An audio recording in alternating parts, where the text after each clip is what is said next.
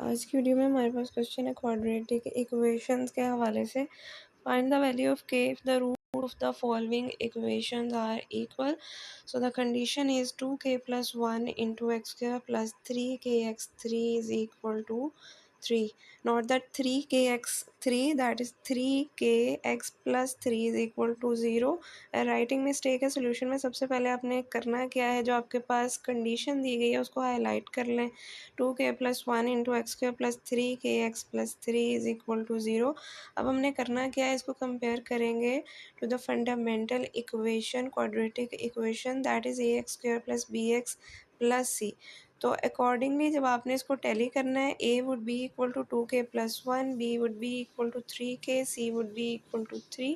तो रूट्स जो हैं वो क्या है, इक्वल है। इन दैट केस डिस्क्रिमिनेंट जो है that would be equal to 0. Discriminant find out करने का फार्मूला हमने पढ़ा हुआ है, that is B square minus 4ac. ठीक है, उस फार्मूला को यूज़ करें। ए, बी और सी इन तीनों की वैल्यूज़ को हमने हाईलाइट कर लिया है, यहाँ पे असाइन कर दें।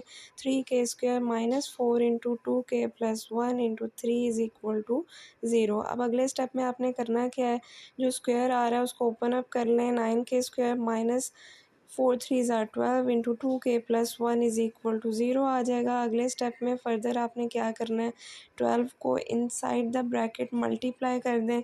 9k square minus 24k plus 12 is equal to 0. तो अब आपके पास एक प्रॉपर फॉर्म ऑफ इक्वेशन जो है वो आ चुकी हुई है। अब यहाँ पे अगर कोई चीज़ कॉमन आ रही है तो उसको कॉमन ले लें। 3 would be the common number. 3 into 3k square minus 8k plus 4 जो है इनसाइड द ब्रैकेट्स आपके पास आ जाएगा। अगले स्टेप में 3 को उठा के राइट हैंड साइड पे ले आए। 0 divided by 3 is eventually equal to 0. तो 3k square minus 8k plus 4 would be equal to 0. अब आपने यहाँ पे फैक्टराइजेशन का जो मेथड है उसको अप्लाई करना है। ठीक है, by the method of factorization हमने क्या करना है, दो ऐसे नंबर्स लेने हैं जिनको जब आप ऐड कर रहे हैं तो मिड टर्म आ रही है, और जब आप इनको मल्टीप्लाई कर रहे हैं तो फर्स्ट और लास्ट टर्म को मल्टीप्लाई करने से जो आउटकम आती है वो आएगी। So -6k and -2k these are the conditions जिनको जब आप ऐड कर रहे हैं तो -8k आ रहा है, और जब आप इनको मल्टीप्लाई कर रहे हैं तो +12k स्क्वेयर जो है वो आ रहा है।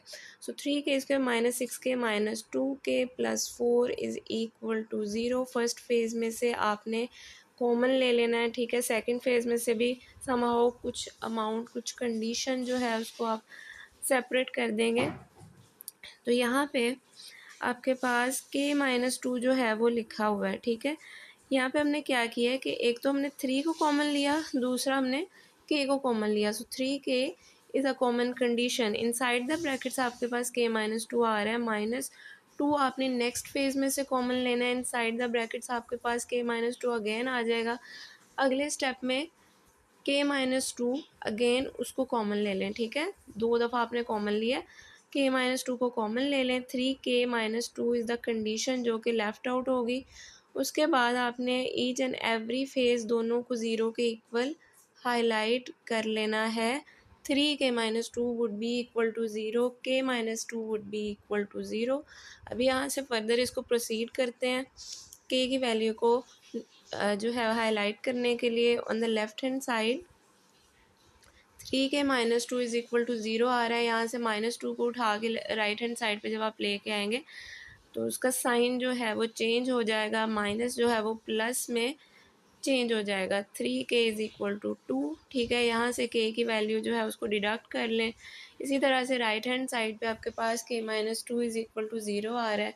अगेन आप -2 को उठाएं, राइट हैंड साइड पे लेके आएँ, +2 आ जाएगा। k की दो वैल्यूज़ हाईलाइट हो गई हैं, एक आपके पास फ्रैक्शन फॉर्म में आ रही है और दूसरी जो है वो नॉन फ्रैक्शन फॉर्म में आ रही है। So that is the condition, that is the required value of the variable k जो कि हम लोगों ने फाइंड आउट करनी थी।